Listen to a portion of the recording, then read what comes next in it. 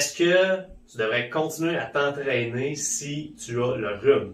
Donc ça, c'est une question que je me fais poser très régulièrement par mes clients. Et cette question-là a été répondue il y a fort longtemps, en fait, dans une étude qui avait été faite sur 50 sujets enrhumés, où est-ce que ils avaient divisé en 2 groupes. Donc, ils avaient demandé à un groupe de s'entraîner, de continuer à s'entraîner 40 minutes par jour, mais à une intensité égale à 70% de ce qu'ils peuvent faire normalement. Okay? Donc, une intensité qui est simplement réduite. Ils se donnaient beaucoup moins intensément à l'entraînement.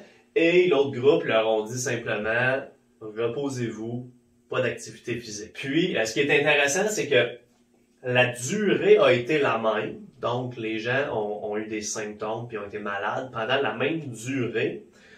Ceci dit, ceux qui ont continué l'entraînement à plus faible intensité ont eu une diminution des symptômes. Donc, en fait, ça a été plus agréable de passer au travers de leur rhume. Cependant, la durée a été la même.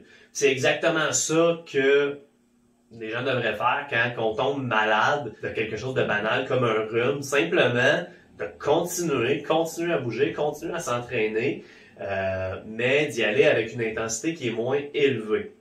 Parce que là, si on y va avec une intensité qui est à 100%, OK, qu'on essaie de se donner, premièrement, on va pas aimer ça, OK, ça va être démotivant parce qu'on va voir une diminution de nos performances. Ce qui est complètement normal, OK? Si on est en train de combattre une infection, nos performances vont être affectées. Donc, on ne veut pas essayer de s'entraîner aussi fort qu'à l'habitude. Mais si on a la tête dure et qu'on essaie quand même de s'entraîner à notre maximum, ce qui arrive, c'est que si on crée beaucoup de dommages musculaires d'un entraînement intense avec des charges lourdes ou simplement qu'on change de programme, par exemple, okay, de faire quelque chose de nouveau, c'est des choses qui vont induire beaucoup de dommages musculaires. Ce qui arrive, c'est que le système immunitaire est impliqué aussi dans la récupération, okay, dans la régénération des tissus quand il y a un dommage. Ce qui va probablement ralentir, en fait, la récupération au niveau de notre rhume ou peu importe ce qu'on a attrapé. Et d'un autre côté, étant donné qu'on est malade, notre récupération aussi de notre entraînement va être diminuée. Fait que définitivement, on veut pas se donner à notre maximum parce que ça va nuire, mais on voudrait quand même continuer, OK, à s'entraîner. Simplement, on pourrait, mettons qu'on est sur un programme d'entraînement, on pourrait simplement continuer exactement la même chose, mais diminuer l'intensité, équivalence d'environ 70% de ce qu'on pourrait faire en temps normal. Ça va faire en sorte que on va se sentir moins malade, avoir une meilleure qualité de vie pendant cette période-là. Mais aussi, on va garder une certaine motivation à l'entraînement parce qu'on va pas avoir l'impression qu'on est en train de tout gâcher. Okay?